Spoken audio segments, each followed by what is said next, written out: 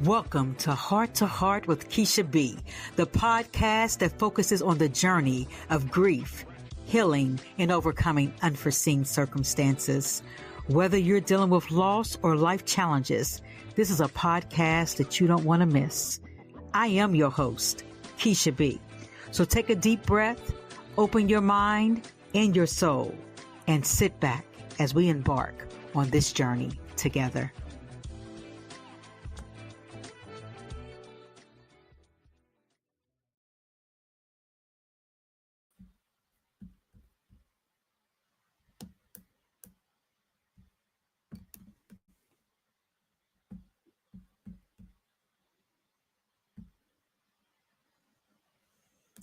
Hello, everyone. As you know, this is Heart to Heart with Keisha B. I feel like it has been forever since I have seen you all, but what I see is that we have some guests that's already in the room, Lynda. So what they know is I normally do a call of action, right? My call of action, and every time I start Heart to Heart with Keisha B on my live episode is call somebody, text somebody, scream to the other room, whatever you got to do. As you know, this podcast does not start until we have 10 or 15 people. So, Lynda, I'm going to go ahead and tell you, the message is already out there. The word is already out there because the numbers are starting to move. But we're going to go ahead and give these people a little bit of time to get on up in this room, right? Give you a little bit of time. But again, I want to welcome, if you are a new listener, new follower, thank you for supporting Heart to Heart with Keisha B. If you're one of my returning guests, as always, you already know what this is. This is a moment that we're about to talk some business. We're about to get uncomfortable in this space today, but we're going to go ahead and let these people come on up in here, Lynda. But how your day doing? How you doing today? Doing real good today. I'm so excited to be here with you, Sarah, and have this conversation, much needed conversation. Yes. So Yes. I'm good. That's good. That's good. Here in West Virginia, we're doing well. Our weather's been fluctuating a little bit. It was, real hot last week. This week, the weather's been a little bit different, but change is okay, right? Because in life, we had to adapt no matter what the adaptation got to be. Whatever we got to adapt to, we got to adapt to it. But I want to go ahead and let you know our numbers are going up. And I see you already starting to do a little bit of sipping. So this is going to be, it's going to be it. So this is going to be it. But again, I want to say thank you all for coming on to Heart with Keisha B. As you know, this is a podcast that we're gonna probably step on a few people's toes, but it's okay. But let me go ahead and share some things with you while you are calling somebody, texting somebody, or screaming to the other room. If you're currently seeking support from someone who can help you rediscover your purpose, reconnect with your heart, and rebuild your life while honoring your legacy of the child that you love so deeply. Hello, I am Lakeisha Barron Brown, therapist, grief coach, and host of Heart to Heart with Keisha B. I'm a mother who understands your pain, and I have the heart to guide you as you move forward through your grief as well as your healing journey. Welcome to Heart with Keisha B. Again, this is a space that focuses on grief, healing, and overcoming unforeseen circumstances. If you are a new listener, welcome. If you are a returning listener, as always, thank you for your continuous support. If you are ready to engage in a raw, uncomfortable conversations, I'm here to tell you, you are in the right place. But we also want to make sure that you get some other folks in this place. Now, I'm here to tell you, your toes gonna get stepped on tonight. You may want to get some Kleenex, right? You may want to go ahead and tell somebody ahead of time that you're sorry because you about to take off these masks, right? Whether it's your makeup, whether it's your Louis Vuitton, whatever it may be today, we need y'all to uncover who you are. Because today we're talking about the mask that we wear, understanding and healing from your inner pain. So I'm going to go ahead and get started. All right. I'm not going to hold these Go ahead and people get long. started. I'm going to go ahead and get started. So today, as always, I bring you a guest who is going to motivate, inspire, uplift, and make you a little bit uncomfortable. But while she's doing that, she's going to ask you to take off that mask. I'm about to hurt somebody's feelings. The eyebrows, the eyelashes, all the stuff, right? We want you to shed it down because the outer layer is only a cover for what's going on the inside. So today we have Lynda. Lynda comes to us from Texas. She is a psychotherapist, an author, and understand this. I will not leave this out. She is also my soror of Delta Sigma Theta Sorority Incorporated. So if I got some sorors out there that's listening, go ahead and call up some other sorors and tell them to get on this call. All my Greek, D9, whoever you may be, we want to thank you today for your support. And again, this is Heart to Heart with Keisha B. Currently, right now, we're going live on Facebook. We're going live on YouTube. And so at this time, we're going to go ahead and open up the show. So, soror, I'm going to ask you again, how you doing? I am doing well, and I want to make sure I give a shout out to my followers because I see them coming in the room telling me what's up. So shout out to all the people that support me, that follow me, that hold me up. I appreciate you. Yes, yes, yes. So as we're talking about who Lynda can actually see coming in the room. So what we want to do is, for the moment, we want to go ahead and ask that you go ahead and place in the chat. Let us know where you're coming from. Let us know what state you're representing from, because again, we want to show that this podcast is not only impacting people in Texas, not only impacting people in West Virginia, but we're going to impact the world, right? And so in the chat, Yes. please be a little bit comfortable, right? I'm going to ask you to get uncomfortable sometimes, but right now, just be a little bit comfortable and let us know where you're calling from today. And the reason that I'm asking that, or where you're coming from today, the reason I'm asking that is because this is a live episode. And what does that mean? That means that all chats are open. They're live. We're going to be able to see exactly what you're writing in the chat. We'll put it up on the screen. You have the opportunity that if you want to come and be a guest on this podcast, on this particular episode, I can actually invite you onto the show as well. So again, ladies, gentlemen, whoever you may be, we are about to go into a space that's uncomfortable. Buckle up, put your seatbelt on, but we're going for a ride. All right. So, Lynda, I'm going to go ahead and turn it over to you because, again, as I am the host, this is your show today. Let us know, how does grief, healing, and unforeseen circumstances have impacted your life and may still impact your life to bring you here today to speak with us? Ooh. First, one of the things I think is important to mention is we often put grief in a container of losing a person to death, to Mhm. physical death. And grief is so many things. It's connected to so many losses. And so I've had losses. I've had losses from childhood. I think the earliest loss I can remember is when I had to leave elementary school and leave some of my friends behind. So I think on this journey of traveling, we find so many times that we lose things, and how we process that loss, how we process the pain we feel from the loss impacts who we become and how we show up in the world. And so one Yes. of the things I have learned as a psychotherapist, a woman, a Black woman, a sister, a daughter, is that when we don't process the pain we feel, whether it's connected to a loss, grief, or trauma, when we don't process it, we oftentimes stuff it, and then we Mhm. polish it and make it pretty for the world to see. And I call that polished pain.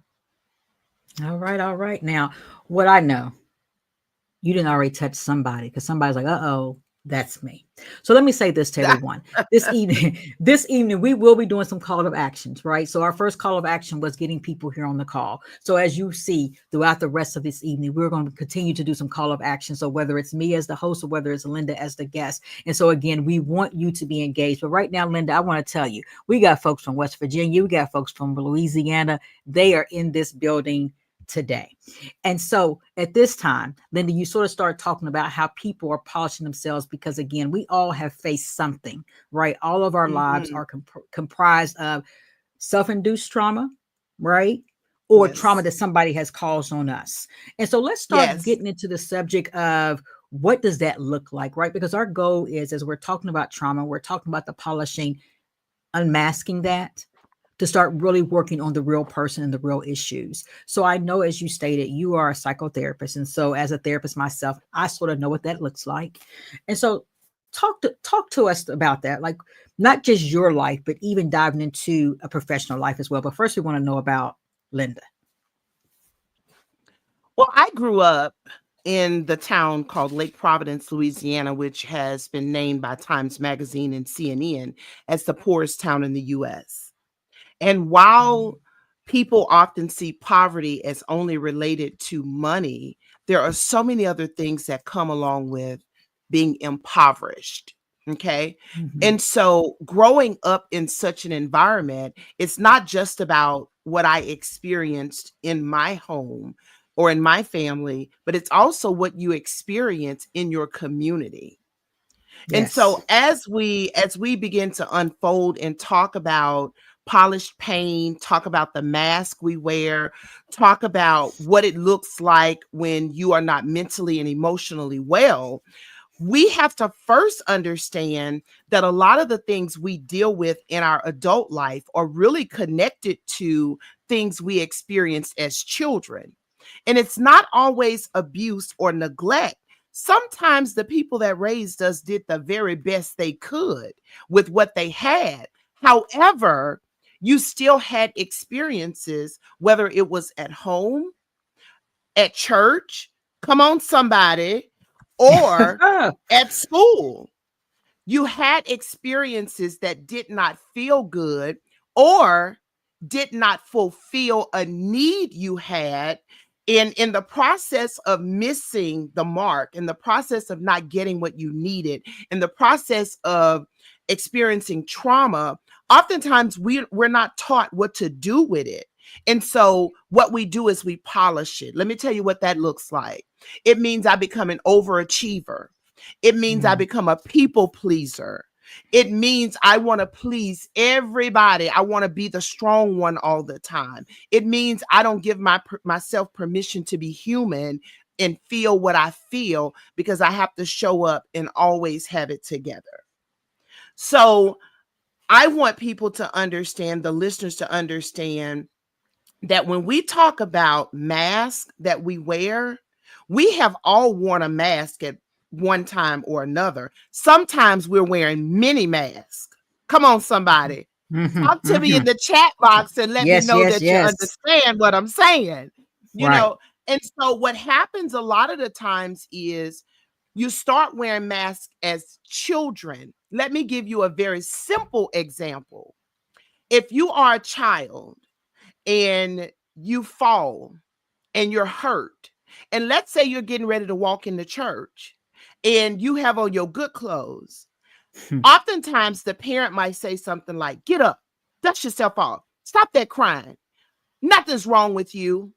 In that very moment, when we tell that child that nothing is wrong with them because we want them to still show up inside the church and look cute and look dressed and be dust off, what we're saying to them is don't own your pain.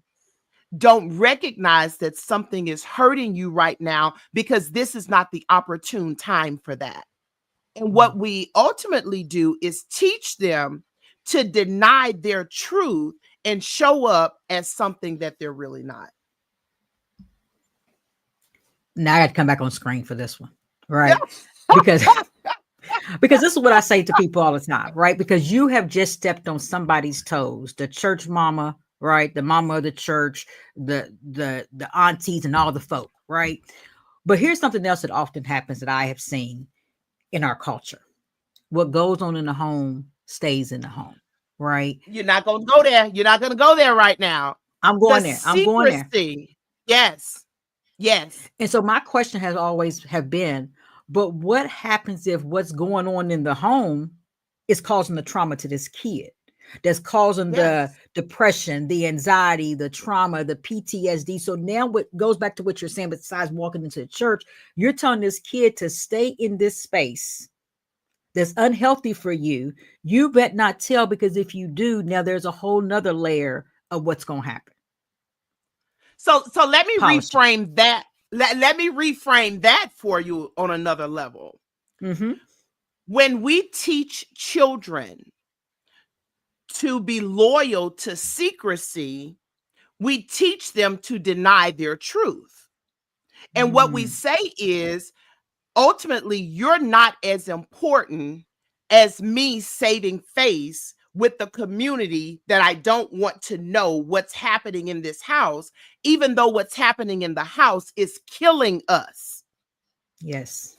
And so the child Yes. grows up and they're not only going to hold that one secret, because this is the thing. See, you about to get me all caught up real quick. This is the thing. When you teach a child something, a skill, that's a skill. Okay? Mhm. It's a skill to lie. We Mhm. cannot teach them to hold a secret in this area, but be honest in the other area. And this is why so often children are confused, and people like pedophiles or molesters can get away with doing something for so long, because over here we told the child, don't go tell anybody about this. So when the Mhm. person who is violating this child's innocence says to them, this is our secret, they've already been groomed to hold on to the secret. The adult in their life changed, but pain is still pain, whether you put it in a bowl Yes. or put it in a cup. Well, I'm gonna go ahead and drink me a little bit of tea to that one. When you are loyal to secrecy, you are disloyal to who you truly are. And it is a form of pain polishing, because if I'm hurting, and sometimes it's not that anybody in the house has abused me, it may be what Right. I'm seeing happening in the house. But if Mhm. I'm loyal to keeping that a secret, then I'm disloyal to being honest about my pain. Right. Right. And that definitely is pain polishing. Yes. And it follows us So into adulthood. yeah, because like you say, it becomes a habit, it becomes a lifestyle. It's their normalcy, Mhm. even though it's not the best for them. It's like you say, it's a learned behavior. So Yes. it's no longer it's Yes. nature versus nurture, nurture versus nature. Ooh, yes. Um, Yes. but it happens so often for so many different reasons. And like you say, a lot of Yeah. times it's because those that are teaching it don't want to take off their mask. Mhm. And They don't sometimes want to take off I their teach mask. it because somebody taught me, Mm-hmm. and Mm-hmm. that's when it becomes generational. Yes. Masks are sometimes passed down, and I do it Let's go there. because mama taught me to do it, and her Mm-hmm. mama taught her to do it. But at some point, somebody has to stop and say, this is not working for me. I got to do Right. something different, because pain has to be processed. And if pain is not processed, it's going to keep driving the car, even when you don't acknowledge that it's driving the car. So let's go there. You brought up the topic of generational, right? Let's sort of talk about that Mhm. because as we have people still joining the room, let's talk about the generational cycles and the dysfunction that it causes and that it has caused for generation after generation after generation, and what that looks like when we also talking about the polish of the mask. Well, I think when it comes to generational anything, sometimes we are so loyal to do it like mama did it, or like grandmama did it, or this is how my culture does it, because generational is not only about your bloodline family. Sometimes it's culturally, this is how we do it as a race, or as a culture of this type of people.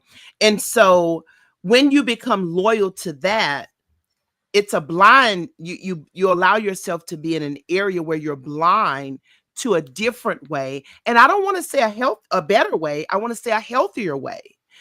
When we talk about generational, and I'm going to say pain polishing or trauma, I remember as a younger therapist, and I want to make it real plain to show you what that looks like. I remember as a younger therapist, I was speaking with a young lady, and she told me, she said, my daughter is pregnant, and her daughter was younger than 15. And Mm. she said, it's a disgrace to our family. She said, I'm going to go and have her to abort the baby. And I said, let's talk about it, and let's have a conversation with her and the young man who's involved. And the mom said, there is no conversation needed. She Wow. said, I did it, and my mom took me and aborted. I Mm. survived. It happened to mom. Her mom did it, and she survived. Wow. That's that example is an example. That's only one of hundreds, if not Right. thousands, I can give you. Because let me tell you, I've been in this mental health game for 28 years now. Hmm. And when you have a decision like that, the impact that it makes on the person who actually has to go through the process, when that impact or their thoughts about it is not even considered, and it's Right. based on what happened to you in your past, that shows a generational pattern of Hmm. unhealthy choices. Was there a choice to be made? Absolutely. And we always have a choice. Right. But the choice was never given to the person who was impacted the most. So ultimately, that young lady did experience a level of trauma. Yes, for sure. For sure. And I'm sure her mom experienced a level of trauma that she polished. Just because we don't identify the pain doesn't mean the impact of the pain is not there. Yes. So we have And a just because, question. Go yes, ahead. No, you go ahead. We have a comment I was gonna, in the chat. okay, I was gonna say, just because time has passed doesn't mean the pain has lessened. So this whole idea of time heals all, let me tell you, Lakeisha, it's a lie. It's a lie. Time does It's a not lie. heal all. No, it definitely does not. As you were talking No. about generational cycles, I'm gonna put up on the screen. Marva, thank you for this insight. It says when you say something about stopping the generational cycle, you become the black sheep of the family. Uh oh. Uh Marva, oh. Uh oh. Marva. Uh oh. It is true. It is true Yes. because your ideology is different from everybody else. And I want you to think about this. When you are unique in any area, you stand out. Sometimes it's difficult to stand out. I know it all too well. However, if it doesn't stop with me, it's going to continue. Mm-hmm. If it doesn't stop with me, somebody has to be bold enough to say, you can shun me. You can say, I think I'm too much, because that's what's said sometimes. Come on, Yep. somebody. Mm-hmm. All of the things that are said, somebody is going to have to withstand that pressure to break the generational curse, to break those cycles that are taking us down, those things that are unhealthy. And if that Yes. means I have to be the person, guess what? I will be that person. But you are so right. Now, let me say this. When you see a healthier way of doing something, it doesn't mean that we're expecting everybody in the family to line up. You have to surround yourself with like-minded people who see life in a healthier light. That might mean I have to go to the family barbecue and only stay 30 minutes and get out of there because I don't want to be the target of whatever they have going on when I've been labeled something because I chose a different lifestyle. Yes. So you have to choose healthier things for yourself. And it doesn't always mean that your family is going to agree or support you in that. Right. And what I always say for that as well, Linda, is that you don't owe anybody an apology. Right? If this is a decision I chose to make for myself to No. better myself because of what I see, I don't like. I ain't got to explain it to you. I don't owe you no apology. I ain't got to be rude, right? Like you say, go to the cookout for 30 minutes and bounce out because I want my life to look different. Right. And it's Yeah. okay. But it's getting the courage to do that. And sometimes that's very hard for people as well. So thank you for giving that insight. But more importantly, Marva, thank you for being willing to put that question or that statement in Yeah. the chat. And I think we have another question, Linda, as you were talking about pain polishing. This is the next question that we have. Shantae says, could pain polishing be what happens when there isn't trust? Oh, most definitely. Most Mhm. definitely. But Shantae, I want to tell you this, that trust was broken somewhere. And until we deal with the root of why I don't trust, we will never be able to move forward and begin to rebuild in that area. Mm-hmm. Pain polishing is anytime I show up and it's not my authentic self, but I make it look good like it is myself. Okay?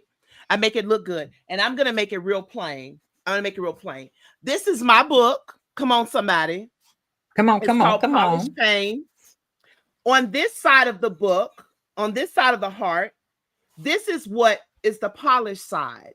This is the side that we show the world. This is the side oftentimes that we're experiencing. So in the question that you had, if you're with someone and there is no trust, but I'm showing up to everything and I'm smiling, I'm acting like it's all good, but inside I got anxiety, I'm depressed, I'm frustrated, I'm angry. The mistrust or distrust are the chains that's holding you back. And so you Mm-hmm. have to begin to deal with this so that this and this looks the same. And if you would notice, there's a crack right here on the polished side.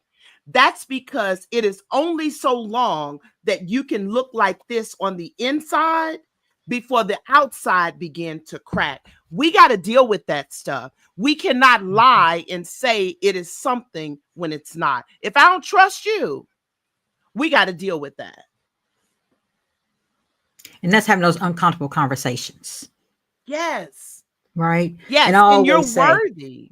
yes, yes. I always say, in order to have any kind of change, you have to deal with uncomfortable stuff. It's not supposed to feel Mhm. good, And I'm going to give another analogy as you gave with the heart. Often talk about a file cabinet, right? Very similar in nature in regards to we as people. We're our own file cabinets. We got a lot of things that's inside of us, whether it's our stuff, somebody else's stuff. As we all know, we got file cabinets. We just throw stuff in because we don't want people to see our mess, right? Let's be real. We don't want people to see our mess. And we keep saying, we're going to clean it out. We're going to go to counseling. We're going to talk to someone.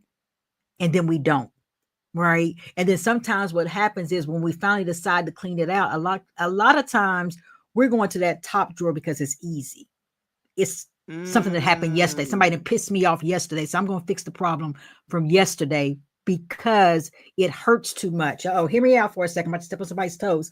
It hurts too much to go down to that bottom drawer because we don't want to hurt our knees. We don't want to hurt our back. But here's the reality. That stuff that's in that bottom drawer is what's really the problem.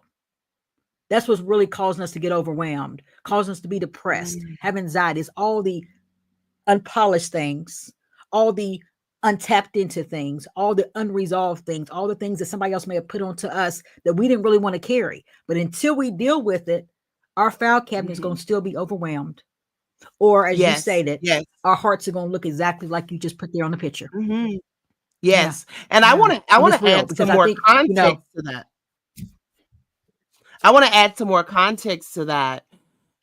Oftentimes when we go to that definitely. top filing cabinet and we only deal with the top cabinet, all of the other stuff is what is pushing the top layer. If your Yes. I'm going to use trust because Shantae was bold enough to ask. If your Mm-hmm. trust was broken at 10 years old with one of your parents or caretakers, and then at 12, you got a friend and your friend broke your trust. And then at 17, you got a boyfriend and he broke your trust. And then at 25, you got married and your husband or wife broke your trust. You can't just deal with the husband and wife breaking your trust at 25.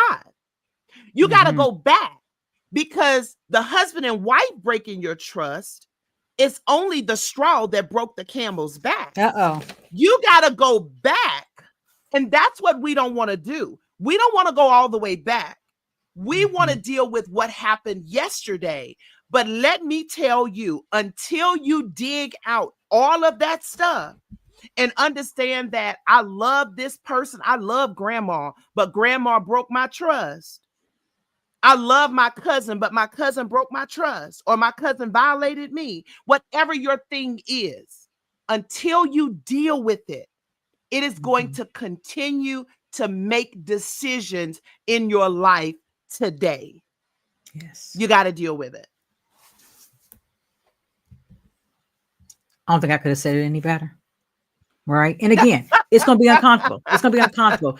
And what Stacy just said is that adult conversations oftentimes don't happen because no one wants to offend or put effort into it. But if you value the person or the relationship, is very important. I think that's basically what you're saying as well, Lynda, that you have to get back to the root and address that issue, regardless of how uncomfortable it may be. Well, I am saying that, but I also want to say that before we value the relationship with others, baby, we got to value the relationship with me. Mm-hmm. We Mm-hmm. we fast track it, and we want to save the relationship with other people, when oftentimes that relationship with ourselves is so broken. That's why I can't Yes. stand in the mirror and look at myself and say, girl, you bad. Girl, you beautiful. Girl, I know you done picked up a few pounds, but you still got it going on. Right. Really getting down to the nitty gritty of it, we have to deal with, what do I feel about me? Because sometimes we're getting Yes. in these relationships and we're expecting other people to do for us what we are not willing to do for ourselves. Okay? Yeah. I can't ask you to love me if I don't love me first. And I'm gonna leave that alone Yeah. because you didn't ask me that question. Well, I'm gonna go ahead into that. Right. I'm gonna go ahead into that. So as y'all see, we are live today. So there is no script to this show, right? The show is gonna flow how the show is gonna flow. But again, we're talking about polishing pain, having these masks on, and it's time to let it go. It's time to really work on ourselves Yes. because again, like you say, until you love yourself, I don't think Yes. there's any more I need to say about that.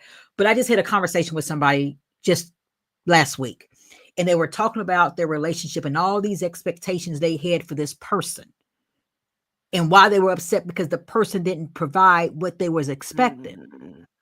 I said, that's your fault. That ain't the person's fault. You had all these unrealistic expectations of another human being that they may have not even been equipped to provide to you because they may have their own stuff that they ain't never dealt with. You want this person to be a good husband, but did he ever have a daddy in his life to know Mhm. what a good man's supposed to be like? Right? You want him to That show up part. to be a good daddy, but did he have a good daddy in his life or a male figure in his life that showed him what it was like to be a good man? So, because that's what you wanted, I get it. We all want better than what we had. But when we're having all these expectations of folks that we don't even know really what their makeup is, come on now, who's really at fault? Yeah. Yeah. And I think we all come to the table. I don't want to think. I know. We all come Mm-hmm. to the table with bags. Yes. And I want you to accept me and my bags. But I come with all these expectations for you that often I haven't met for myself.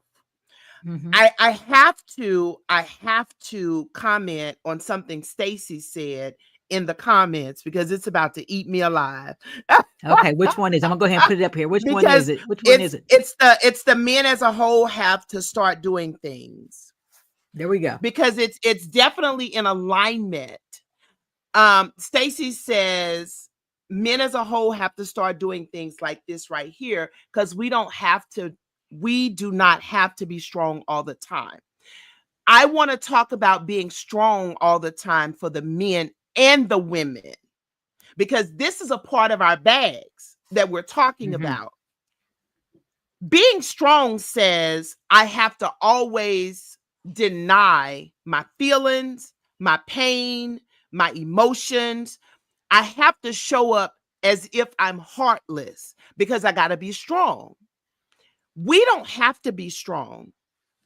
We have to be human.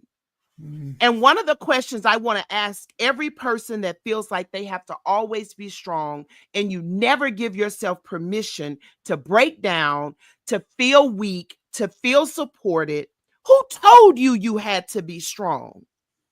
Mm. Who told you that you had to be strong for everybody else. And let me tell you, that too often comes from childhood. I have seen it where women will lose their husbands and tell their 9 and 10-year-old son, you are now the man of the house. That's a setup for that Yes. boy. Yes. Because at 9 and 10, number one, I'm not a man. And number two, I cannot handle responsibilities of a man.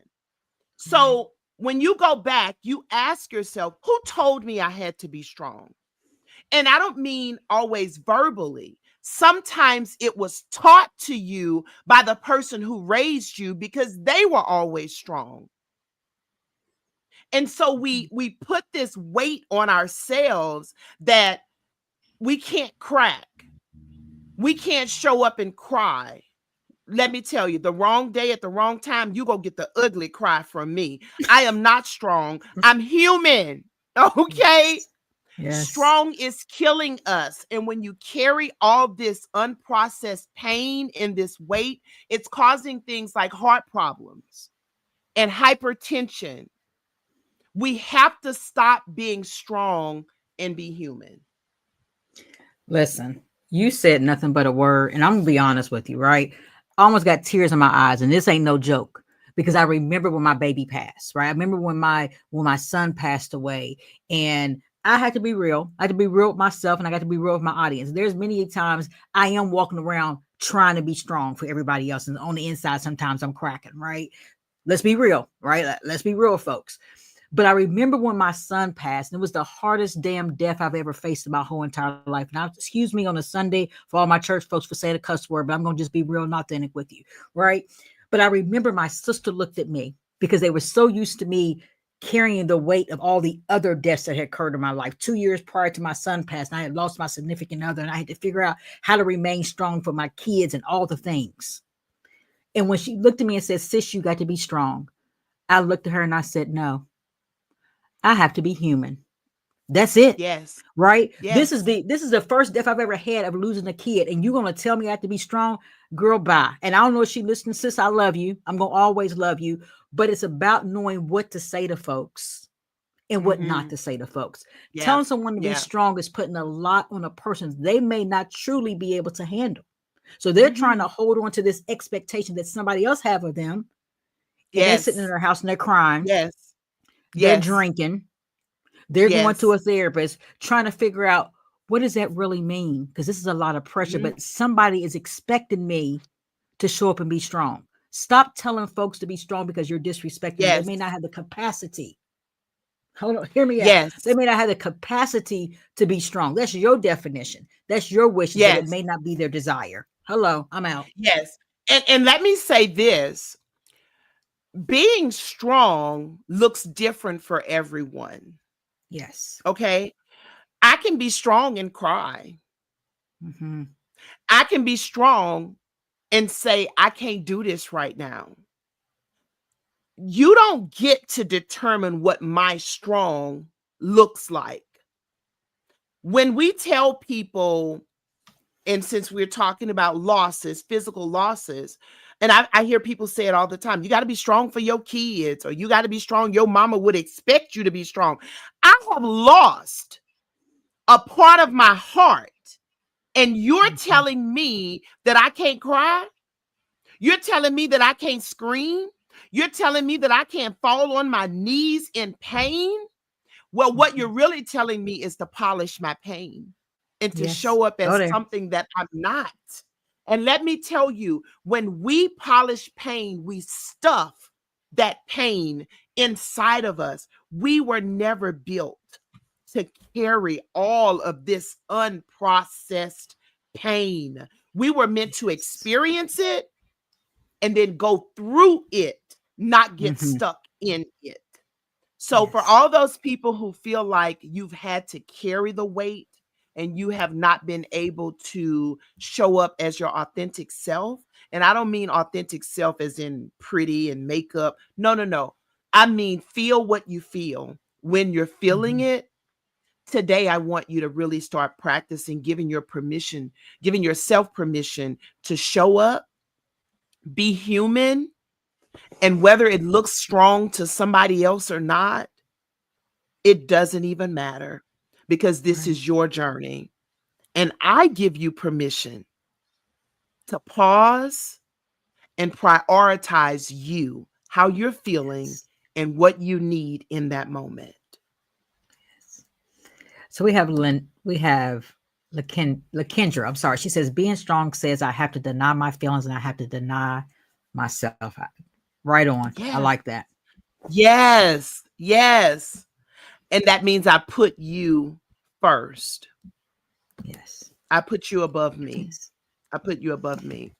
There is something else I want to make sure. I don't know where the time is going, but We're my good. We're clock good. is We ticking. flow with it. We flow with it.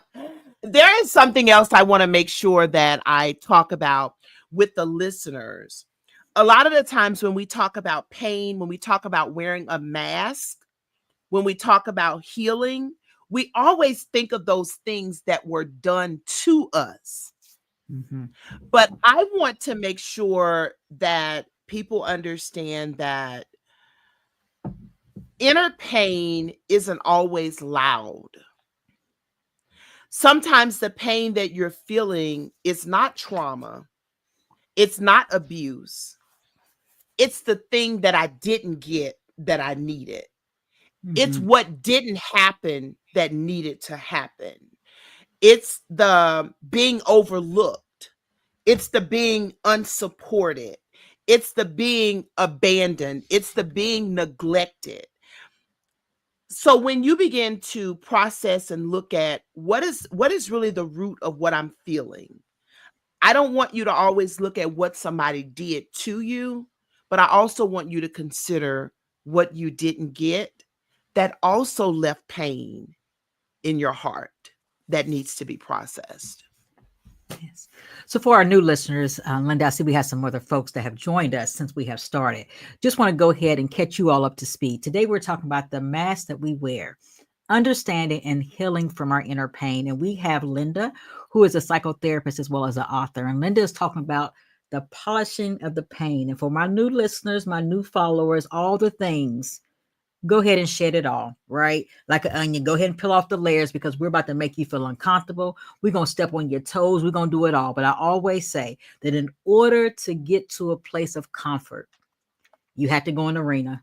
That arena is that uncomfortable zone that most folks don't like to go in because it hurts. But again, if you want to make a change, you got to step there. You got to be willing to fight that opponent. And that opponent is that person that's holding you down. And a lot of times it's that person on the inside that you're putting the mask over. And so, Linda, I'm going to go ahead and turn it back over to you. But I just wanted to at least welcome our guests that have joined us at this time. And I know that I see some sorors that are joining too. So for all my sorors out there, the women of Delta Sigma Theta Sorority Incorporated, thank you for supporting us today. And I must say, Linda is also one of our sorors as well. So, Linda, one of the questions I I want to am. ask you, yes, yes, yes.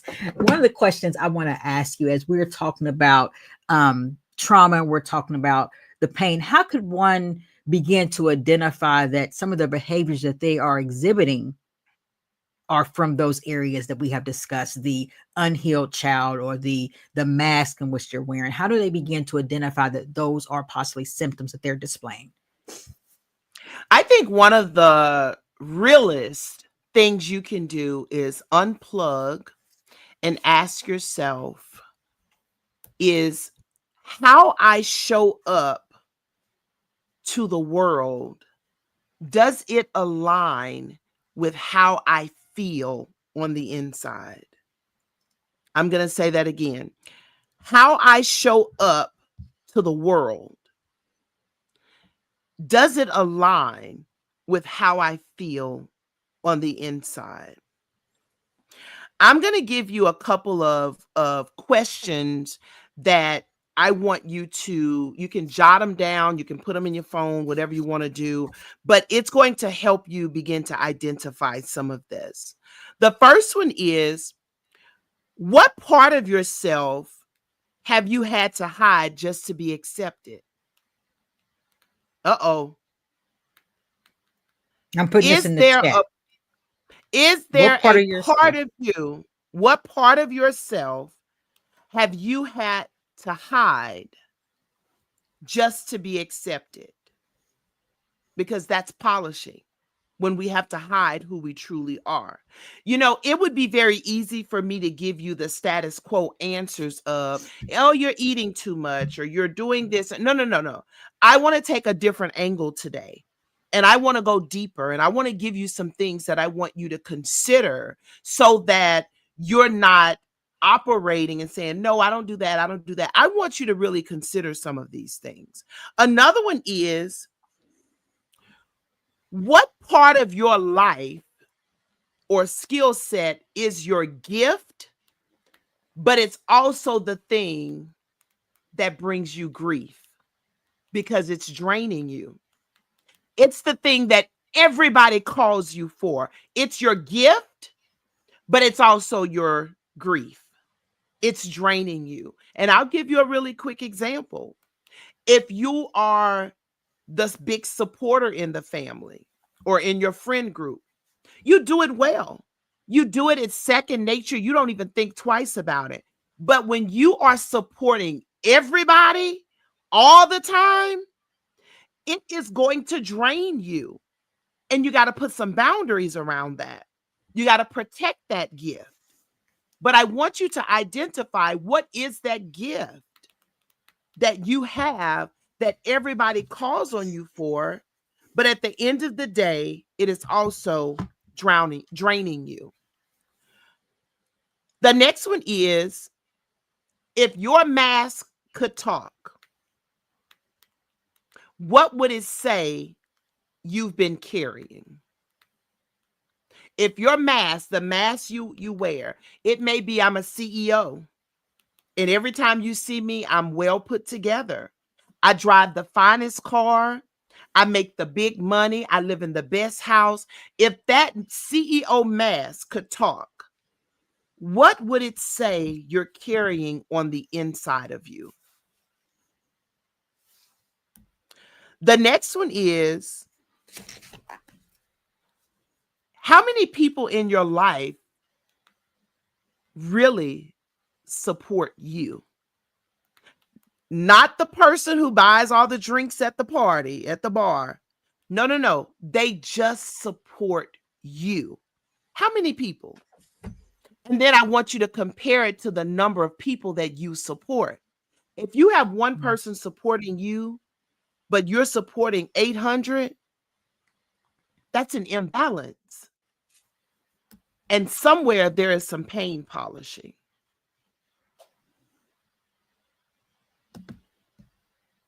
You didn't step on somebody's toes as they're writing. I'm just here to tell you, because those are some deep questions. I think that I'm just being serious, Lynda. I'm just being serious. I think those are some deep questions that all of us probably have answered, whether we answered it actually or not, right? Because we've all have fallen in one of those categories, may still be falling in those categories. So here's my question to you.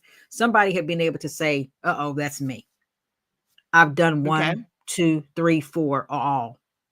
Talk to them about that, Lynda. You're a psychotherapist. Talk to them about, once they identify these things, now what? I want you to be real with yourself, because that's really where it's going to start. And I want you to prioritize your needs, because that's the second step.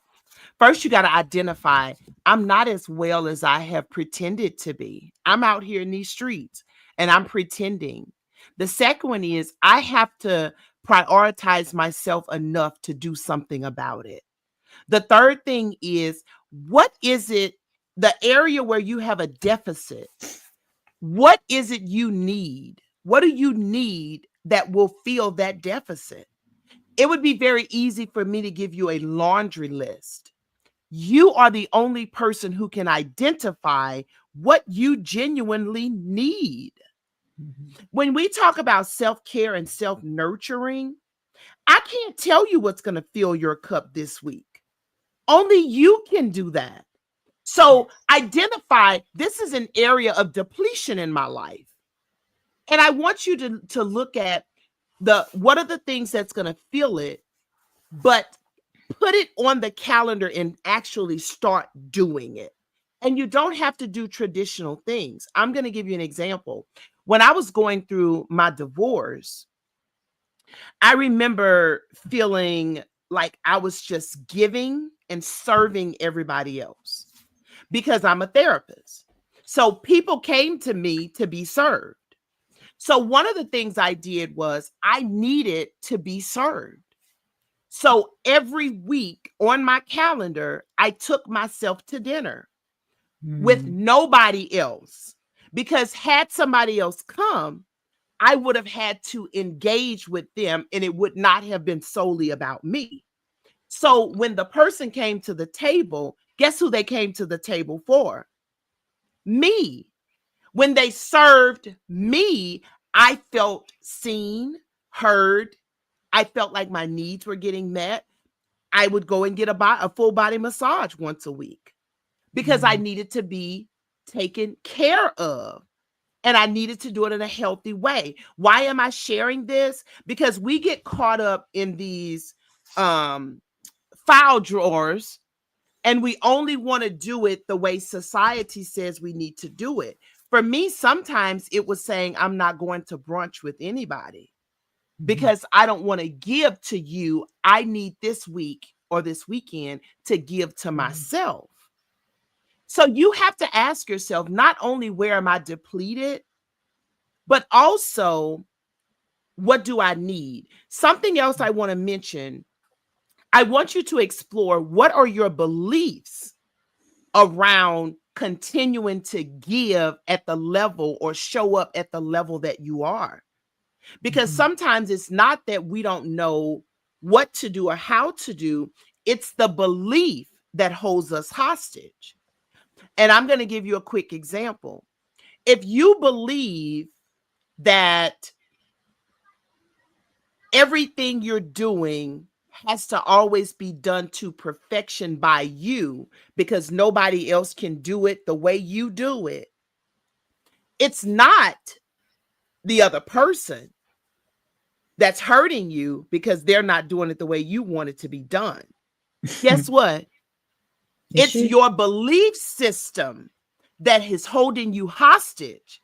And that's why you're doing all the things you're doing that's wearing you down. And so in your mind, you're saying, my family doesn't care. They don't show up. They don't do it this way, or my staff doesn't do it this way. It's not them, it's your belief system. So that would be the other thing. Check your belief system and make sure that it is a healthy belief system and it aligns. Now, Linda, let me ask a question in regards to that, alongside of it being the belief system. Could it also be a possibility of it being a trauma response based upon having lack of trust of how you was raised? And Yes, so you couldn't 100%. depend upon mama, you couldn't depend upon your daddy. Daddy said he was coming, or mama said they was coming, they didn't show up. Boyfriend said he was going to do, and they didn't. So now you're like, you know what? I can do it by myself. I know if somebody fail me, it's Yes. going to be me. It ain't going to be nobody else, right? Yes. So I Yes. think too that's important to know that, as it is a Yes. belief, but it's the belief of I can do it better by myself because I don't trust somebody else to do it. So Yes. trust and control, Yes. lack of trust and control. Something is Yeah. fueling the belief. It started Yes. somewhere. It didn't just show up one Hmm. day. Yes, Right. 100%. 100%. Yeah. So now I'm about to hurt some people's feelings on this Sunday, but I'm gonna go ahead into a conversation that I know you and I had prior to this episode today. Somebody left church at 1 o'clock. Somebody left church at 11. Somebody was in their bed watching church today. And somebody may even be trying to do multitasking and listen to an old episode. But Linda, you talked about a subject that I'm sure people in here can feel, have been through, and that's church hurt. Take us there. Because I know you talked about that. And we talked about that before, right? About how church hurt shows up. It's in the book. It's in the book. Um, Uh-huh. yeah. Church hurt is people hurt, but it happened at church for the person who doesn't know what church hurt is. I myself, I am a woman of faith. I am a believer. I am a Christian. I don't want anybody to get it twisted because I'm speaking truth. But churches are made of people, and sometimes people in the church cause hurt and pain to the people that are in the church. We hurt each other. Okay, let me put myself in there. It's not always intentional. And sometimes the person doesn't even know that they're doing it, but it still doesn't diminish the fact that the hurt happened. Okay. Sometimes we do it because that's what we've been taught to do. And one of the things I talk about in my book is when I was going through my divorce in my 20s, I was devastated. I was broken. I didn't understand why it happened. I didn't understand why my husband cheated with his secretary. It broke me. Okay. And the first person I went to was my pastor. And my pastor listened to me. Y'all, let me tell you, y'all talking about being strong. It wasn't nothing about me that day that resembled strength. Okay. When I tell you I was in that man's office snotting, like I did the ugly cry times 10 because I was broken. And when I got myself together enough to hear the words of wisdom he had for me, he said, "You're going to be all right. There are more fish in the sea." Hmm. And it broke me even further. It hurt. And as if that wasn't enough, when I went to choir rehearsal with the women that I sing the good gospel songs with, I walked in and heard them gossiping and having great conversation about my marriage that had broken. And so I walked away confused because this is where I'm supposed to come to get support and to have community and to have a safe space. But it taught me a lot of things. And I'm going to Mhm. share with those of you who are listening who have experienced church hurt. Put your faith in God, not in the people in the church. Just like people in the world can hurt you, people in the church can hurt you. I put people on a pedestal in my 20s because I Mhm. had an ideology. I was taught that I should hold them at a higher standard. And I'm not saying that I shouldn't expect greatness. I should. Right. However, I should also allow them to be human because they too are hurting in a lot of senses. And Mhm. so, if there's anything that I can say is if you have experienced hurt from someone in a church, don't walk away from your faith. That Yes. person hurt you. They don't represent God, they don't represent who you believe in. Get some therapy. And you don't have to get Christian therapy.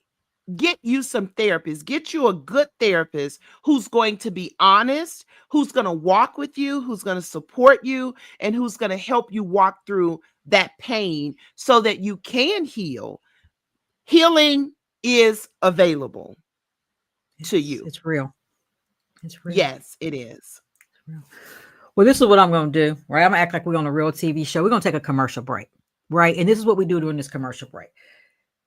We go ahead and open up the floor to some more questions, right? Because we want to be able to continuously engage with our audience. And I must say, I've done a lot of live episodes. And I want to thank all of my guests that have come to my live episodes and my followers. But this here episode right here, let me tell you, it's probably one of the top ones because we have a lot of engagement in this episode, which means that you are releasing some of the mask off people's face because they're opening up about what's going on. And so I see that Stacy says, let's also have a conversation with that person if it's okay to have adult conversations, even with church people. So again, it's just about being open, Mhm. being transparent, telling people how you feel. And you ain't got to be nasty to tell somebody how you feel, but you got to get it off your chest because here's the reality. This is what I always say. When you hold on to something, somebody done pissed you off, made you mad, you hold on to it. That person going on about their business, right? They probably didn't realize they made you mad, all the different stuff, and you still holding on to it, putting something else in your file cabinet. So I agree with you, Stacey. Like it's important to have these conversations. Let people know when they hurt you because that's how you begin to release some of the stress that you're having with yourself or on yourself, should I say. But like I say, we're gonna take a commercial break, quote unquote, to leave this opportunity to allow this opportunity for guests to go ahead and ask some questions. um, Again, if anybody wishes to come on live on this particular episode as a guest right now, we can also bring you on to the stage live with us right now. But I'd like to take this moment to just do a self reflection. A lot of great things have been said today. We may have some folks that's in their house right now crying because this has touched somebody today. So we want to give them that moment to regroup, um, come back.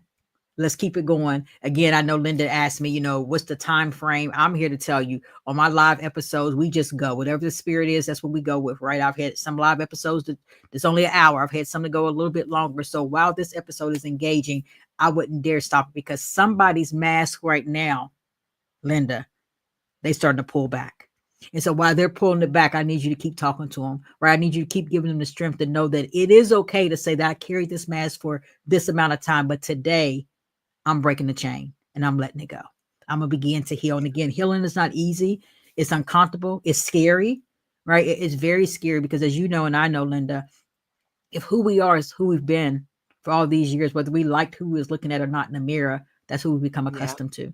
And so it's very scary sometimes to even start to do something different, especially if it's what your family has always done. Yes. Yes. Yeah. And so I think, go ahead, Lynda. I'm going to go ahead and turn it over to you for a second. I see that you were about to say something. I was gonna add to that and say sometimes our mask has become our identity. And what has happened is we have normalized the pain and accepted that this is just how life is. And it doesn't have to be. Sometimes it's very scary to truly be seen for who you are.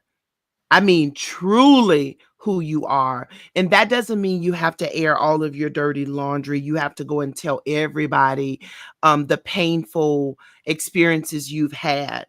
Just like people fear not being enough, sometimes people fear being too much.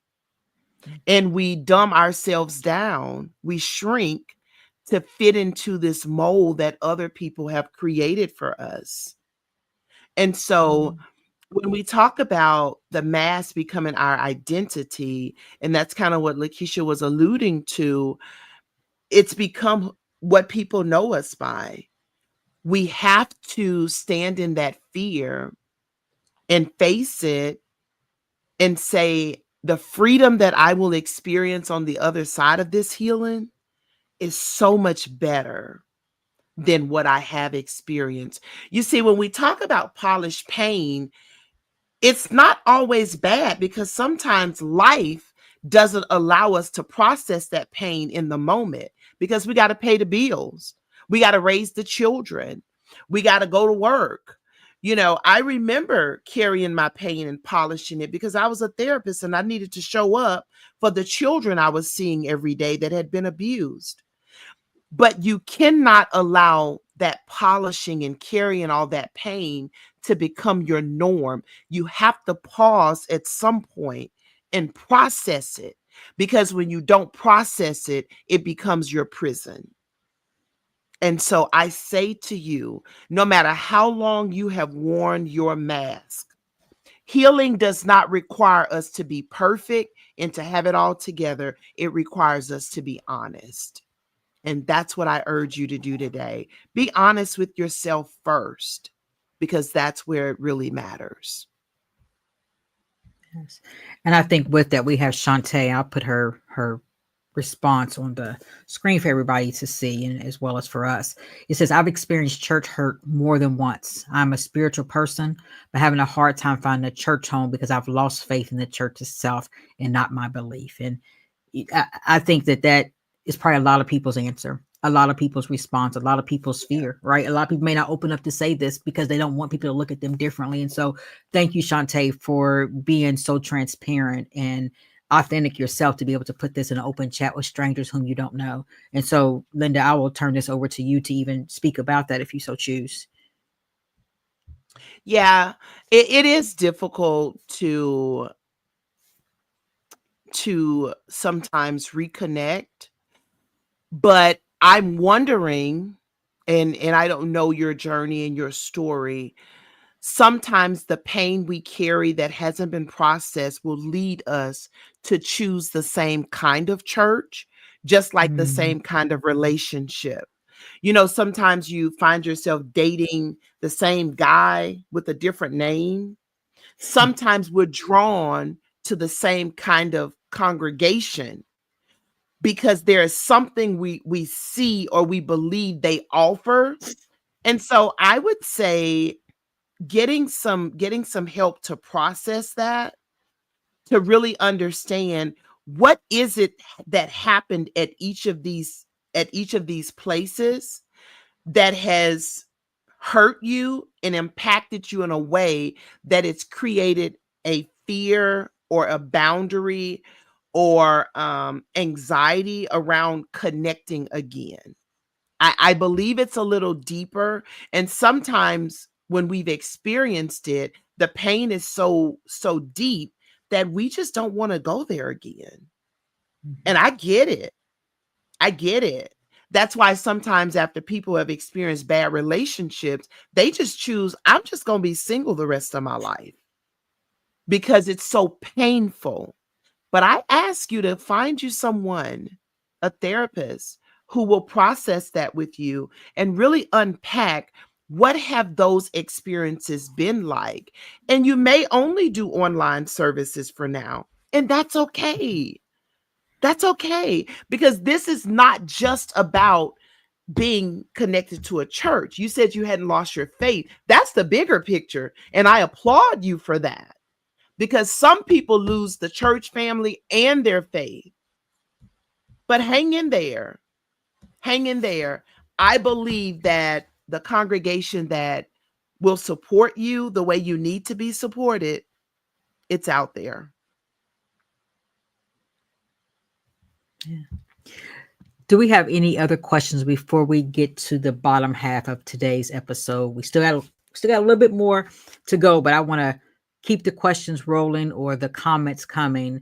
Lynda, I do know on the chat, Stacy, I think the link, um, we may want to put that back in there again. Okay, I'll put it in there. So again, this is Heart to Heart with Keisha B. As you know, we talk about grief, healing, and overcoming unforeseen circumstances. And one of the things that we talked about when we first started the podcast today is that oftentimes when people think of grief, they just think of death, right? But as we know, grief goes way beyond that. Grief is a magnitude of things, whether it's a loss of job, a loss of relationship, and a loss of self. And I think that's why we're here today is that so often people are wearing masks because either they have lost themselves, they've never identified themselves, or they're just walking around being who other people want them to be. And so, as I stated early on in the episode, we have Lynda with us, who is a psychotherapist as well as an author. And she has brought nothing but gems today. And so, we're going to continue on with this episode of Heart to Heart with Keisha B. And so, as we talk about church hurt, one of the things I want to ask you, Lynda, is how can communities, both faith based and secular, become safer, more compassionate spaces for people that are navigating trauma? I think one of the things we have to understand is everybody has a different journey. And when we create these boxes that we try to put people in, that is one of the things that hurt people because we don't fit in a box. My experience and your experience could look very similar, but they are very different. Understanding that trauma makes me feel unsafe. So if you're going to do anything for me, you have to make me feel safe and supported.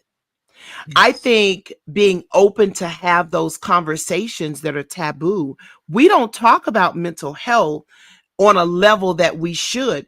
Churches, schools, organizations, everybody needs some level of training in how to engage with people because mental health is not just about somebody having a diagnosis. It's not about someone with schizophrenia or psychosis. We all have mental health and we Yes. all need mental wellness. Mhm. Okay. And so, with the more you understand that we're all impacted on some level, and it doesn't have to be this deep dive where your staff has to be trained for the next 20 days on mental health, but having a basic one-on-one training and understanding. There is a chapter in my book where I actually give some pointers to churches, and I'm going to pull that up by the time you call on me again so that I can share. Did you catch Take that? your Did you I catch caught that? that. I caught that. I caught that. Take your time. Take your Yeah. time. I think while you're doing some deep diving, right? Marva says that we do not give enough attention to mental health and often re-traumatize. Marva, you are exactly right. Right? Like we've made ourselves as a culture believe that because it looks wrong, people believe it's wrong that we don't talk about it. Right? But I think Lynda brought up something that's very important. Everybody that's on Yeah. this call, everybody that's not listening because they were afraid they were going to get uncomfortable, somebody's going to step on their toes, I'm going to still find a way to get you to listen to it. But it is what it is, right? We're all dealing with mental health issues.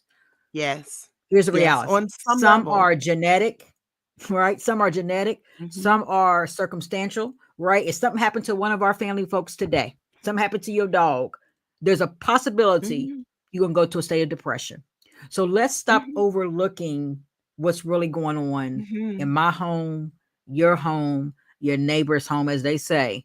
Stop trying to look in somebody else's backyard when your hot dogs on your grill is burnt. Oh, Fix that. well. Okay then. I mean, it is what it is, right? So we have to stop trying to avoid the conversation of mental Mhm. health because it's real. Yes, When you avoid it it, is. you're not going to try to do anything to address it. So I'm Yes, assuming, Lynda, that you found that page in your books. I'm gonna go ahead and turn it I back over to you. did. I did. I think it's so important that we have these conversations. And while in the book, I address it to church leaders, it's actually for leaders everywhere in whatever capacity you're in. And these are 5 quick tips, you know, that I give leaders. The first one is normalize pain in your messaging, whether your message is a sermon, a training, because polishing pain happens in many, many sectors. And I'm going to give you a quick example before I give you the other 4 tips. When you go into church, if you've had a terrible week, your light's about to get cut off, your children got suspended for school, you walk into the church. We have been conditioned. If I'm the usher at the door and I say, "Well, hello, Sister Lakeisha, how are you today?" What have you been trained to say, Lakeisha? I'm fine. I'm good. God bless you. Uh, I'm blessed Mm-hmm. and highly favored. Come on, There you go. somebody in the chat box. Y'all don't leave me out here by myself. And that is pain polishing. Come on, it's Mm-hmm. pain polishing. At work, you could have lost a loved one that is very close to you. They're going to give you those 3 days, and then they're going to have you come back to work and pretty much tell you to leave your grief at the front door. That's pain polishing because Mm-hmm. I'm hurting. Now, I'm not saying go to work and have a breakdown, but I am saying give me space, Right. a safe space where I can be. And so this is why I say, number one, normalize the pain. See, the listeners got it. They like blessed and highly favored. Blessed and highly favored. That means I ain't walked into enough doors. God, you done called me out. I ain't walked into enough doors, but it's okay. Oh God. But anyway, the, we ain't gonna go there. We ain't gonna go there. the second one is model vulnerability in leadership. Leaders are human beings. We have to model that we too are vulnerable. We have to be able to connect with each other from a human to a human, not just a leader and a subordinate. The next one is create safe spaces. There are organizations that have wellness rooms where if you're having a rough day, you can disconnect and go to that wellness room and take you a few minutes to get yourself together and take care of your mental health. The next one is destigmatize mental health. There are organizations where if you're out because you have a mental health concern, everybody is whispering. Everybody's no, we have to destigmatize that. And the last one is reframe strength. which we talked about earlier. Teach that true strength isn't the absence of pain, but the courage to face it and the willingness to seek help. Mhm. That's true strength. And so those are my 5 top things that I would recommend when we're in that position. Yeah. And, I often say this too, Linda, when let's talk about people being afraid to cry, right? Whether it's a boy, whether it's a girl, because they've been told they had to be strong. What I always say is this: if it wasn't meant for you to cry, you wouldn't have tears. Number one. That's Number good. two, yeah. Number two, you holding on to the tears and not letting them out is only making you weak. So if you're really trying to Yes, exhibit this sign of being strong, release those tears, because the weakness, I mean, the tears that you're holding in is causing more stress for you. It's yeah. causing you to get a little bit more overwhelmed because you're not releasing what it is Mhm. that you're really going through. Tears is an opportunity to release the stress, release whatever is going on here, release the emotion. So again, I'm going to advise each and every one of you all, don't worry about who's looking at you, whether you're in your car, in your bathroom, in your bedroom, at work, whatever. If you got to cry, let it out. Cry. Crying is normal. Crying, we're supposed to cry unless your tears is clogged up. Other than that, tears are meant to be released. Releasing your tears will Yes. release your pain, and that will give you the strength that you're trying to hold on to. And that's my advice. Yeah. And I would recommend that if you don't have a safe space where you can cry, where you can go in and check in with yourself, create that safe Mhm. space. When I was going through a very tough time and I did not feel like I had a safe space, I would get in the bottom of my closet every night at the end Mhm. of the day and I would release, because that has to come out. Okay, it has to come out, it has to be processed. And so you need a safe space. If that's the park, there's a mama that I talked to recently and she said hers is sitting in her garage after work, and her children know when mom comes into the garage but she does not come through that back door, don't you open that back door, because Mhm. that's her time to process, decompress. If she need to cry, she cry, whatever it is. So you have to create that safe space for yourself Mhm. first, and then advocate at work. And if you need some help, I speak to organizations. Come on, somebody. Go ahead and put that plug out there. Go ahead and put that plug out there. Look, It's funny for that my you leaders. it's funny that you say that, Stacy. I'm sorry, Stacy. I'm watching Stacy's message. It's funny that you say that, Linda, because so my sister, I have two sisters, two of them live right up the street, but one often drives up and down the street. And she said, I see that you're out there in your mobile office again. Because after my son passed away, my car became that safe space for me. Right. My car became Mm, that place where I had to think, I had to cry. But let me also say, in some capacity, it became unhealthy. And let me tell you why. Because I had another child in the home that sometimes he didn't see his mother cry because she was sitting in the mm, car crying. So I had to come into the house and put on this face because now I had to go into being mama again. All the things that you had to go back into being when you were a grieving parent that sometimes causes additional stress as well, because you're trying to show up to be somebody that at that moment you don't have the capacity to be. Right. Like I had the title to be mama. I had the somebody told me I had to be responsible to be mama, but where I was mentally some days I didn't have the capacity to do that. Right. mm. And so Yeah, there lies another layer of stress. So many times I would sit in my car. So now it's become a habit, right? Many people laugh at me. My friend used to say, Honda needs to pay you because every time you do a TikTok, you in your car and all we see is Honda. And she didn't understand that that was my safe space. That was this yeah, place where I was able to relax. That was the place where I was able to cry. That was the place I was able to gain a sense of clarity. That was where I began some of my healing.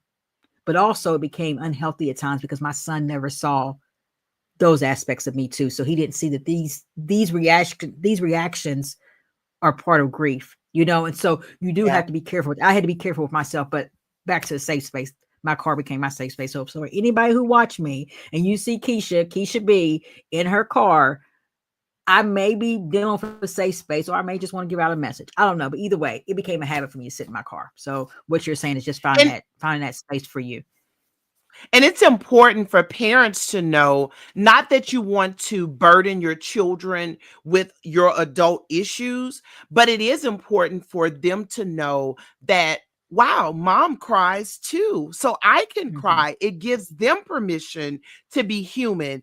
If we don't ever see the people raising us teach us how to handle stress, pain, overwhelm, grief, disappointment, then we leave your house and go into the world and we find other ways to handle it because we were never taught how to Right, handle it in a healthy way.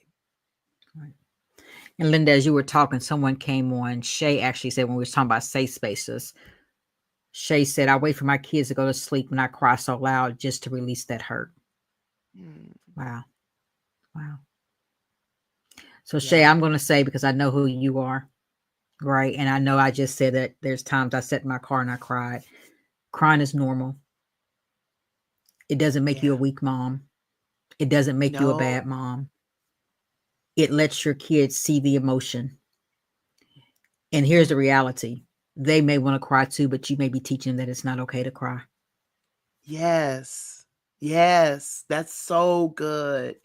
That's so, Yeah. so to every mama, thank you for Shay for being bold enough to say it. But for every mama, for every daddy, I give you permission to release whatever that is pent up in you. And I know parents that will fight their face if their kid comes around and they're crying. No, invite them in, educate them and say, I am crying. Right now, I'm sad. I'm hurt.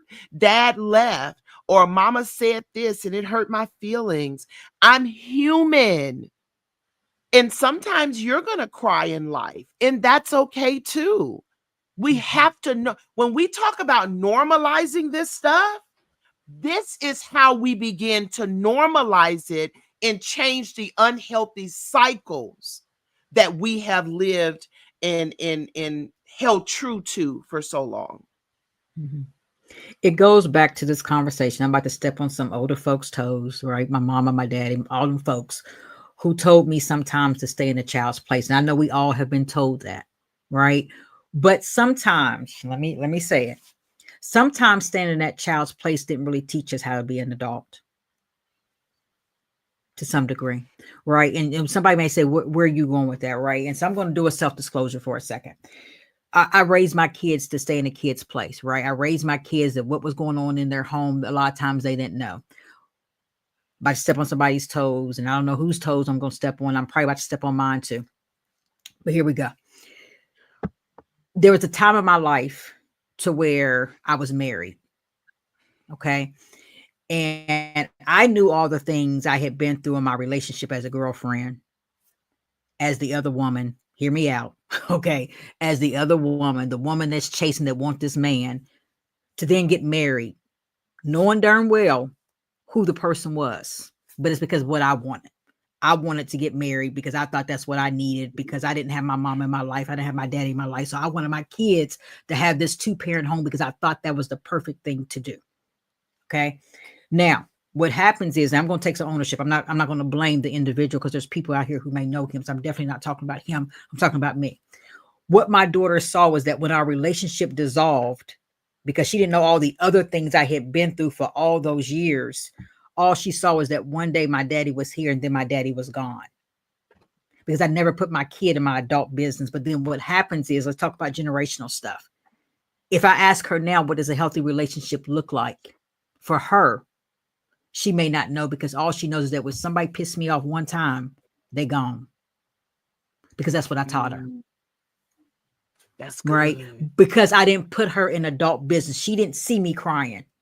She didn't see me angry. She didn't see me upset until the relationship was over. So we Hmm. have to be careful when we talk about when we start pulling back all those old ideologies that our family folks gave us about keeping the kids in the place. And don't get me wrong, there's some things the kids don't need to see. They don't need to see you rolling up and all that other stuff. All right, step on somebody's toes, insert. But they need to understand that when there's a relationship that you're in, if it's not working, they have to be able to see some of those things too, so they'll know how to work through their own relationships when they get older. And that's all I'm going to say about that, Linda, is that we have to be It's careful of the true. generational things that we we put into our kids, thinking that we're protecting them from adult stuff, we may be affecting their adult life. Yes. And I think one of the things, first of all, no judgment on this call at all, because we Mm-hmm. all got some bags. But Mm-hmm. I think one of the healthy ways that we can manage what do we what do we say or what do we allow them to be a part of is, what is the lesson I want them to learn? I may not even go into detail of what the other Right. person did or what I did, but I would like to say, instead of lying and saying, "Oh, he's at work." It's okay to say, right now we're taking some time because we're not able to get along and it's Mm-hmm. unhealthy for us, and we're just trying to decide if this is going to work out for us. Right. That allows the child to see, wait a minute. So sometimes adults don't get along either, and they need time. So when Keisha is talking about putting them, allowing them to be in an adult business, it's not saying, let me tell you what I caught him doing. He was Right. XYZ, but it's really Right. packaging it in a way that your kiddo can learn and grow from it, so that they're not in the position where they have no idea when they themselves are in that position. Yes. Absolutely. Absolutely. Well, Linda, as we are trudging along, I'm going to use that word. I see that Marva said we listen and we don't judge. And you, Marva, you're exactly right. Because again, we've talked about a lot today on Heart to Heart with Keisha B. We've given some call of actions. Linda have provided some questions that she's asked you all to answer for yourself. Now, if you wanted to answer them in the chat, that's perfectly fine. But ultimately, this is for you to do a self-reflection, even in that quiet space that you go to, wherever that may be, or wherever you may now establish that to be able to pull back the layers again, like an onion, pull back the mask, take off the eyebrows, take off the eyelashes, take off the front laces, take off the designer clothes, take it all off and go back to Yeah, who you were designed to be and ask yourself, how do I get back to that person? Right? Or how do I oh, even get to that person that I never once knew? And you may that's have to good. redefine that person, right? You may have to Mhm. redefine that person because sometimes we can't help it how we was raised. We can't help it who our family folks was because we didn't ask for them. Let's be real, right? Yeah. But you can begin to define who you want to be. One of the things I often say, Linda, is that, and you and I talked about this before we got on today live, your book doesn't have to shut right here at this chapter. You don't have to close the book right now. Pull out the pen, pull out the word processor, typewriter. I went all the way back to the 70s. I'm not sure what you're using, Word Perfect, whatever, and begin to write a new chapter for your book. That hard copy don't have to close. You don't have to seal that book up right now. Rewrite your story because you do have a Yeah. story to share. And I'm going to go ahead and turn it back over to you, Linda. Well, I just want to say a final thought. Um, Survival and healing are not the same. Just because you Mm, made it through, you made it out of the situation, it doesn't mean you're whole. You lost a mhm, part of you. It doesn't mean you're a bad person. It doesn't mean right. they're a bad person. It just means that some things happened and I need to tend to them. I need to give them some attention. So, whatever area of your life you might be surviving in, give it some attention. We are complex being. I can be great in one area and very broken and in pain in another area. Faith and Mhm, pain can coexist. Okay? Prospering and dying can coexist because there are more than one areas that we have. And so I just want to encourage you to unplug long enough to give yourself some attention, to assess where you are, what you've been through on your journey, and where you want to go, and know that the best truly is yet to come, but there is work we have to do to get there. Just because it's always been that way doesn't mean it always has to be that way. Exactly. So there's a question in the chat from Shantae. Uh, she says, Linda talked early on different types of grief. In my readings, I've heard of good grief. What are your thoughts? Good grief. I do think there is good grief, but when I talk about different types of grief, whoo, we got the grief coach on the call. I don't want to take over, but I No, will you go say ahead. You go ahead. we have something that is called traumatic grief. You can grieve from the loss of a pet. You can grieve from, let's say you have a woman who desired to have children, but she never Mhm, got pregnant. That's a form of grief, the thing that you never attained. So it's not always connected to the loss of an actual person.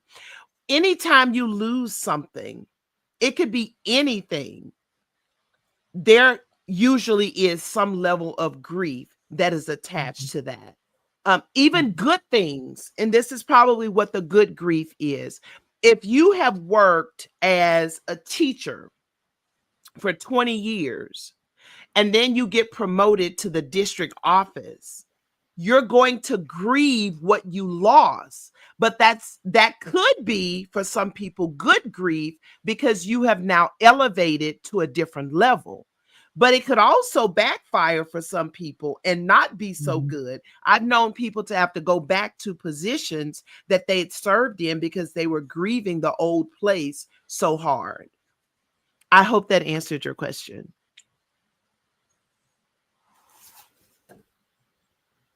I'll wait to see if Shantae responds in the chat first before we move on. Did that answer your question, Shantae? Not to put you on the spot or anything. I'm going to put you on the spot, but not to put you on the spot. Not to put you on the spot. Not to put you on the spot. This has been so good. I'm so glad you invited me. I'm so Thank glad you. we could coordinate schedules and hang out and Yes. share. I hope that there is something that I have said that helps your listeners along their journey. Life is a journey. And healing, I do want to say this while Shantae is answering. Healing is not just about going to therapy, just about taking medicine, just about going to church or praying. There are so many parts of healing. Healing is also about laughing. Healing is also about unplugging and doing absolutely nothing and resting. Mhm. Healing is about having hobbies that bring you joy. There are so many components to healing. And so I don't want you all to get stuck in, I have to go to therapy, I have to get a coach, I have to take medicine, I have to do this, I have to take a 3-day vacation. No, no, no. Go back to where you depleted and what do you need to fill your cup. Yes. All right, Linda, I have maybe two more questions if it's okay, because I want to close Okay. out with wrapping up everything that you've said today. So, my question to you is that what advice, as we're leaving today, do you have for someone who wants to start unmasking their pain, but is afraid of what they may find? You've done hard things before. You've done scary things before. And just like you've done them before, you can do this. You are worth it. When you're unmasking, the person who's going to get the most benefit, it's you. Wearing a mask is a form of chains, it keeps you bound. But the moment you release the mask, there's a level of freedom that's waiting for you on the other side. And I want you to know that you're worth it. Go through it. Get the support you need to walk through it. Matter of fact, I'm getting ready to start a new service called The Journey of Polished Pain.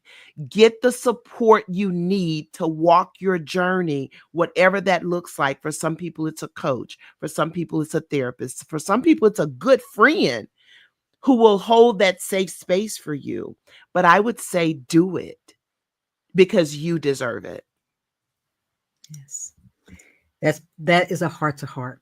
And so as we are wrapping up this episode of this week of Heart to Heart with Keisha B, one of the things that I would like for Lynda to do, I know that she has shared the link that you all can find her book. There was a question that was asked if you do teletherapy. And so what we would like to do at this part of the episode is that could you please give us an overview of where one can find you, whether you do teletherapy or not. I know that you have social media, all the different things. Could you share who you are and how people can continue to follow you? So my name is Lynda Carmouche. I am the best-selling author of Polished Pain: The Cost of Burnout and Unresolved Trauma. Whether we deal with the mask or not, we're paying a cost every day. You can find me on all social media platforms at Lynda Carmouche. That is LyndaCarmouche. You can also find me on my website at www.lynda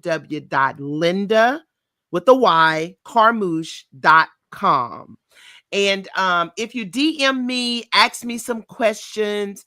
I like to have a conversation with you. I like to engage with you. If you have some questions, holler at me and I can let you know what I can do. And if it's something I can't do, I can definitely refer you to someone who can. All right, everyone. So again, I want to thank everyone that has listened to us and that have engaged in this conversation. So I must say, if you're seeking support from someone who can help you rediscover your purpose, reconnect with your heart, and rebuild your life while honoring the legacy of your child that you love so deeply, I am again Lakeisha Barron Brown, therapist, grief coach, and host of Heart to Heart with Keisha B. Again, I am a mother who understands your pain. I have the heart to guide you as you move forward through your grief and healing journey. I want to say again, thank you to those who have supported Heart to Heart with Keisha B. As I always say, if you are a new listener, thank you so much for listening, engaging today. If you are a returning guest, as always, thank you for your continuous support. As always, you can find us on Facebook, YouTube, Spotify, Apple, Amazon, and iHeartRadio. So, as always, continue to follow us, continue to engage, leave comments in the section here in this comment section, as well as other content that I may post. Throughout the week, as always. As you know, my episodes on a regular basis are released on Wednesdays at 8:00 a.m. My live episodes are on Sunday. So I just ask that if you continue to follow, then you will always be updated when the next episode happens. But as always, I want to thank you for following and supporting Heart to Heart with Keisha B. I hope that you have been uncomfortable today. I hope that you will release that mask and make a change for your life because you deserve it. Have a great day.